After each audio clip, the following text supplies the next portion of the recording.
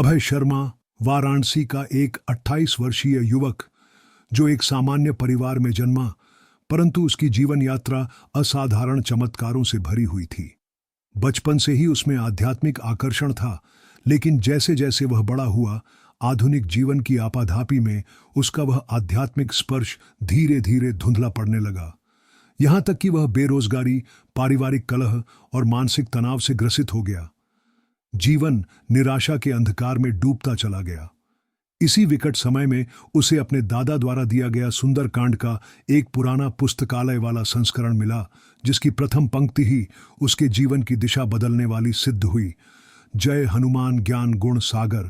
वह पुस्तक जैसे कोई दिव्य मंत्रों की कुंजी थी, और जब अभय ने निश्चय किया कि वह सुंदरकांड का नित्य पाठ करेगा, तो पहले ही दिन से वातावरण में कुछ असाधारण होने लगा। उसके कमरे में तुलसी और चंदन की खुशबू फैलने लगी। उसके सपनों में बजरंगबली प्रकट होने लगे और उसे मार्गदर्शन देने लगे। धीरे धीरे उसने अनुभव किया कि सुंदरकांड मात्र एक कथा नहीं, बल्कि ब्रह्मांडीय ऊर्जा से भरा हुआ एक जीवंत मंत्र है, जिसका पाठ करने से उसकी बाधाएं स्वतः कटती जा रही थीं। एक दिन जब उसके पिताजी को हार्ट अटैक हुआ और हॉस्पिटल में डॉक्टर ने जवाब दे दिया, तभी अभय ने अस्पताल की एकांत बेंच पर बैठकर सुंदरकांड का पाठ करना शुरू किया। जैसे ही सुनते ही भई पर्वत संभारा की चौपाई आई, उसके पिताजी के मॉनिटर पर दोबारा धड़कन दिखने लगी। यह पहला चमत्कार नहीं था। उसके बाद तो सुंदरकांड जैसे उसकी आत्मा से जुड़ गया। वह जहां भी संकट आता, वहीं बैठकर सुंदरकांड का पाठ करता, और संकट ऐसे कटते जैसे दीपक की लौ अंधकार को निगल जाती है। एक बार जब उसका छोटा भाई हिमालय यात्रा में लापता हो गया, सेना ने जब तलाश बंद कर दी, तब अभय ने 21 दिन का अखंड सुंदरकांड अनुष्ठान किया, और 22वें दिन उसका भाई सुरक्षित एक गुफा में ध्यानमग्न अवस्था में मिला, जहां उसने बताया कि उसे कोई लाल वस्त्रधारी वानर भोजन देता था। अभय को यह पक्का विश्वास हो गया कि यह सब हनुमान जी की लीला थी। इसके बाद अभय ने सुंदरकांड को जीवन का मूल बना लिया। उसने एक यूट्यूब चैनल शुरू किया जिसका नाम रखा संकट मोचन सुंदरकांड, और उसमें वह रोज सुंदरकांड की एक चौपाई पर चर्चा करता। लाखों लोग जुड़ने लगे, और जिसने भी उसका अनुकरण किया उसे अद्भुत लाभ हुआ। कैंसर रोगी ठीक हो गए, कोर्ट कचहरी में फंसे लोगों को न्याय मिला, विवाह के लिए तरसते युवाओं को योग्य जीवन साथी मिला। हर समस्या का समाधान सुंदरकांड से मिलने लगा। अभय ने अनुभव किया कि सुंदरकांड में केवल पंक्तियां नहीं, बल्कि उनमें ब्रह्मांड की ऊर्जा समाहित है। विशेषकर जैसे नासै रोग हरै सब पीरा, जपत निरंतर हनुमत बीरा, या राम काज कीन्हे बिनु मोहि कहाँ विश्राम। इन पंक्तियों का उच्चारण ही वातावरण को इतना शुद्ध कर देता कि नकारात्मकता भाग जाती। उसकी भक्ति इतनी प्रगाढ़ हो गई कि एक बार जब एक गांव में महामारी फैली और पूरे क्षेत्र को खाली कर दिया गया, तब अभय ने वहीं बैठकर 7 दिन तक सुंदरकांड का संकीर्तन किया, और 8वें दिन उस गांव में चमत्कारिक रूप से महामारी समाप्त हो गई। यह समाचार अखबारों की सुर्खियां बना, और विज्ञान भी चमत्कृत रह गया। धीरे धीरे वह सुंदरकांड बाबा के नाम से प्रसिद्ध हो गया, परंतु उसने कभी ईश्वरत्व का दावा नहीं किया। बस यही कहा, मैं तो मात्र एक याचक हूं। सुंदरकांड सबकी झोली भरता है, और अंत में उसकी जीवन यात्रा इस संदेश के साथ समाप्त हुई। हर युग में संकट होंगे, परंतु सुंदरकांड हर युग का समाधान है, क्योंकि इसमें हनुमान जी की शक्ति है, राम जी का संदेश है, और भक्त का आत्मसमर्पण।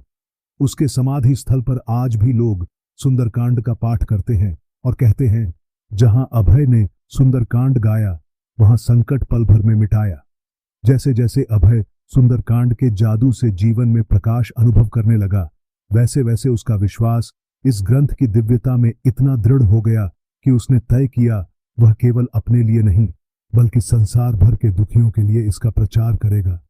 उसने एक छोटे से मंदिर में सुंदरकांड का अखंड पाठ आरंभ किया और कहा कि जो भी सच्चे मन से इसमें सम्मिलित होगा, उसके जीवन की सबसे जटिल समस्याएं भी स्वतः हल हो जाएंगी।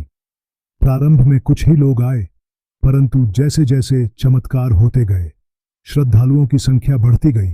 एक ने बताया कि उसका वर्षों से बंद पर्सनल व्यवसाय फिर से चल निकला। एक महिला ने कहा कि उसका बच्चा जो बोलने में असमर्थ था, पाठ के दौरान अचानक बोल पड़ा। एक युवक ने बताया कि उसका एक तरक्की का मामला जो सालों से सरकारी फाइलों में अटका था, सुंदरकांड के 11 पाठों के बाद स्वीकृत हो गया। ये सब बातें अभय ने न प्रचारित की, न बढ़ा चढ़ाकर कही, बल्कि हर बार यही कहा, हनुमान जी की कृपा से सब संभव है। सुंदरकांड वह दीप है जो जीवन के अंधेरे को निगल लेता है। और लोगों ने स्वयं अनुभव कर यह सत्य जान लिया, खासकर जब एक दिन एक वृद्धा जो कैंसर से पीड़ित थी और डॉक्टरों ने जिसे मात्र 1 माह की जीवन अवधि दी थी, अभय के सत्संग में सुंदरकांड के 108 पाठों के लिए उपस्थित रही। और कुछ महीनों बाद जब उसकी रिपोर्ट आई तो चिकित्सक हैरान रह गए। कोई कैंसर का नामो निशान नहीं था। यह जानकर न केवल रोगी बल्कि डॉक्टर भी सुंदरकांड की चौपाइयों के अर्थ जानने मंदिर आने लगे। अभय ने कभी भी सुंदरकांड को केवल पाठ नहीं माना, बल्कि जीवन की ऊर्जा और ब्रह्मांडीय संवाद के रूप में देखा। वह कहता था, हर चौपाई एक मंत्र है, हर दोहा एक यज्ञ है और हर पाठ एक जीवन है। उसका यह भाव इतना गहरा था कि जब उसने सुंदरकांड पर आधारित भजनों की रचना शुरू की, जैसे जब जब संकट आवे भारी, सुंदरकांड बने सहारा न्यारी, या रामदूत का नाम जपा, संकट हरने हनुमान चला, तो वो भजन रातों रात जनमानस की आत्मा में उतर गए और हर गली मोहल्ले में गूंजने लगे, जैसे पूरा समाज एक नई आध्यात्मिक चेतना से भरने लगा। अभय ने केवल पाठ ही नहीं किया, उसने सुंदरकांड को जीवंत अनुभव में बदल दिया।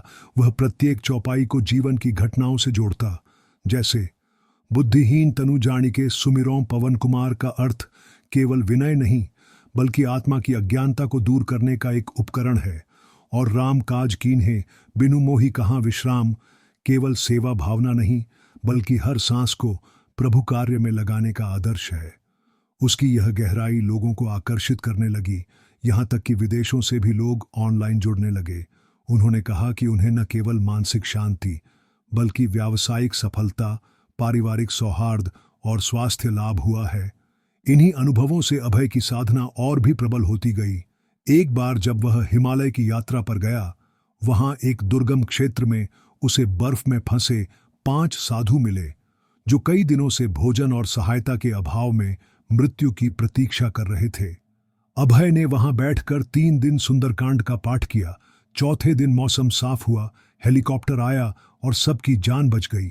इन साधुओं ने ही पहली बार अभय को सुंदरकांड पुरुष कहा और यह नाम पूरे देश में फैल गया। पर अभय फिर भी नम्र रहा और कहता रहा, मैं तो बस एक साधक हूं। सुंदरकांड साधना स्वयं सिद्ध है। इसमें हनुमान जी के चरणों की गंध है, राम कथा की शक्ति है और भक्त की पुकार है। उसकी विनम्रता ही उसकी सबसे बड़ी पूंजी थी और वह हमेशा कहता, अगर तुमने सुंदरकांड को जीवन का हिस्सा बना लिया तो जीवन की हर बाधा छोटी लगेगी। उसकी यह सोच इतनी गहरी थी कि एक बार जब देश में आर्थिक मंदी आई और कई कंपनियां बंद हो गईं, अभय ने 100 व्यापारियों के साथ सुंदरकांड यज्ञ करवाया। कुछ ही महीनों में वे व्यवसाय पुनर्जीवित हो गए और इसको सुंदरकांड संकल्प योजना कहा जाने लगा। यह योजना इतनी प्रभावशाली सिद्ध हुई कि कई राज्य सरकारों ने भी इसे प्रेरणा स्वरूप अपनाया। अब अभय केवल एक युवक नहीं, एक आंदोलन बन चुका था। लेकिन फिर भी वह अपने मूल स्थान पर उसी छोटे से मंदिर में बैठकर सुंदरकांड पाठ करता रहा जहां उसकी यात्रा शुरू हुई थी।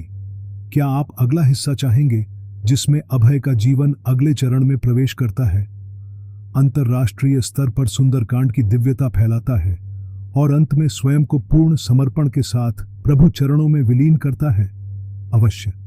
मैं अब इस चमत्कारी कथा को आगे बढ़ाते हुए उसी शैली में और विस्तार से लिखता हूं ताकि यह निरंतर एक ही पैराग्राफ में विशाल और गहन बनती जाए।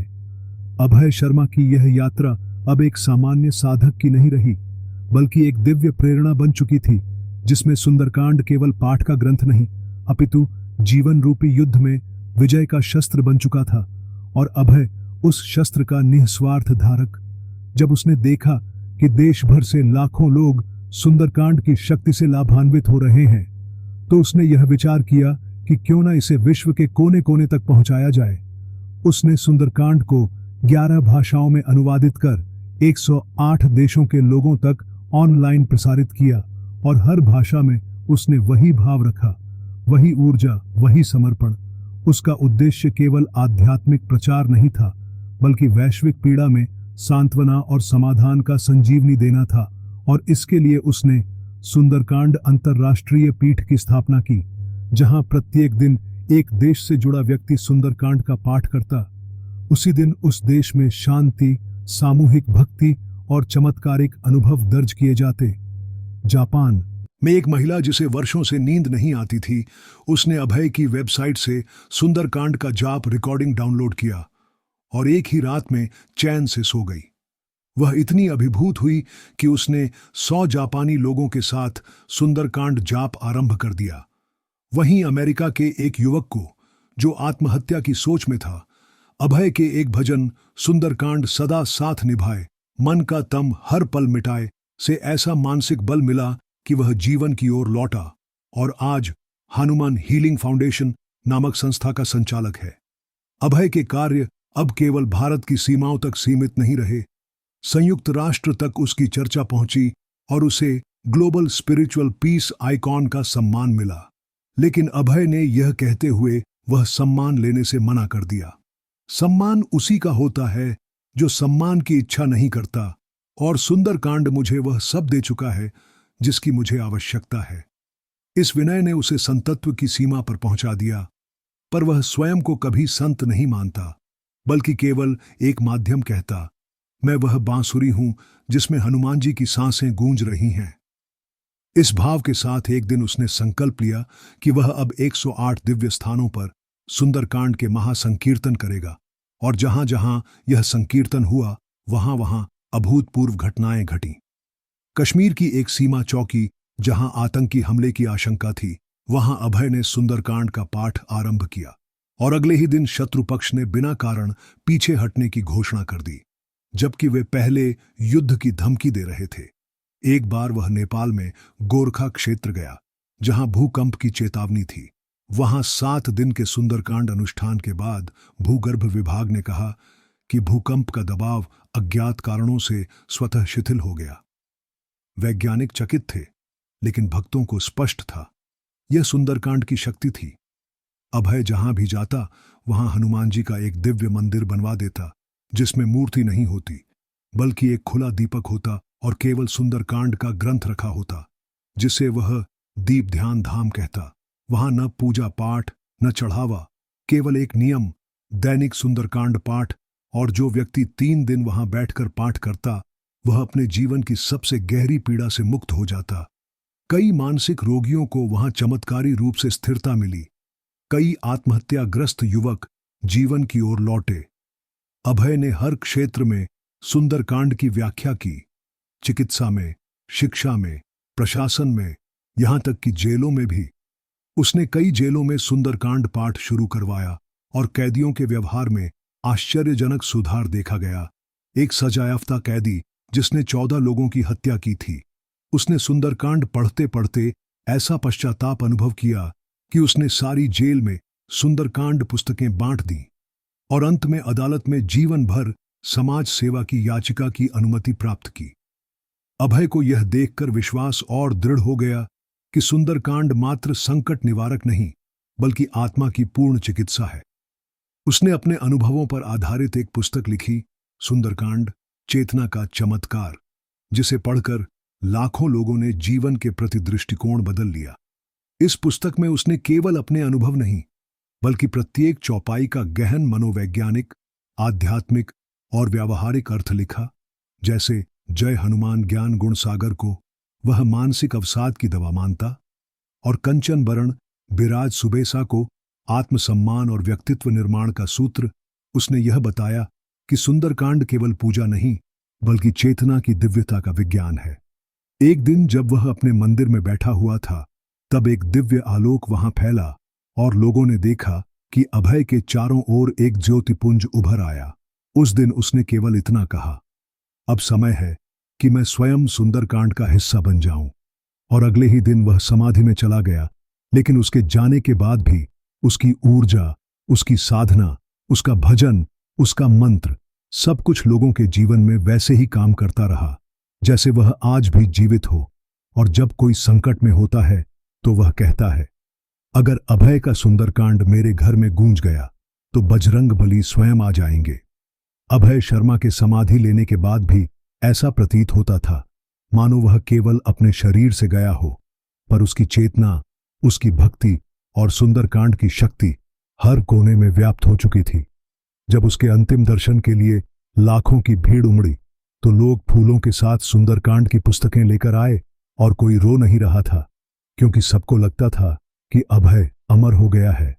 उसके समाधि स्थल पर उसी क्षण से सुंदरकांड का अखंड पाठ शुरू हुआ और वहां इतनी ऊर्जा प्रवाहित हुई कि जो लोग वहां आते वे कहते कि वहां प्रवेश करते ही शरीर से बोझ उतर जाता है, मानसिक विचार शांत हो जाते हैं और आंखों से अश्रु स्वतः बहने लगते हैं। इस स्थान को सुंदरकांड सिद्ध धाम कहा जाने लगा और वहां का नियम था कि कोई भी वहां जाकर यदि सच्चे मन से एक चौपाई बोल दे तो हनुमान जी उसके कष्ट हर लेते हैं।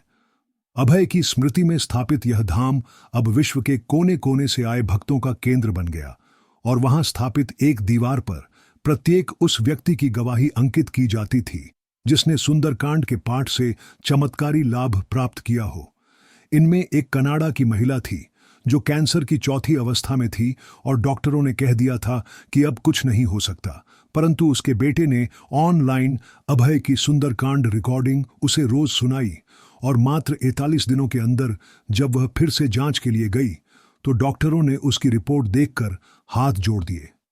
कैंसर पूरी तरह से नष्ट हो चुका था। ऐसी ही एक घटना अफ्रीका के नाइजीरिया में हुई, जहां एक युवक जो आतंकवादी गिरोह में फंस चुका था, उसने एक भारतीय द्वारा सुंदरकांड की पीडीएफ प्राप्त की और चोरी छिपे रोज उसका पाठ करने लगा। कुछ ही हफ्तों में उसने न केवल उस गिरोह को छोड़ दिया, बल्कि वहां की सरकार के साथ मिलकर युवाओं के पुनर्वास के लिए हनुमान पुनर्जन्म केंद्र नामक संस्था की स्थापना की और उसने यह स्वीकार किया कि यह परिवर्तन केवल सुंदरकांड के प्रभाव से हुआ,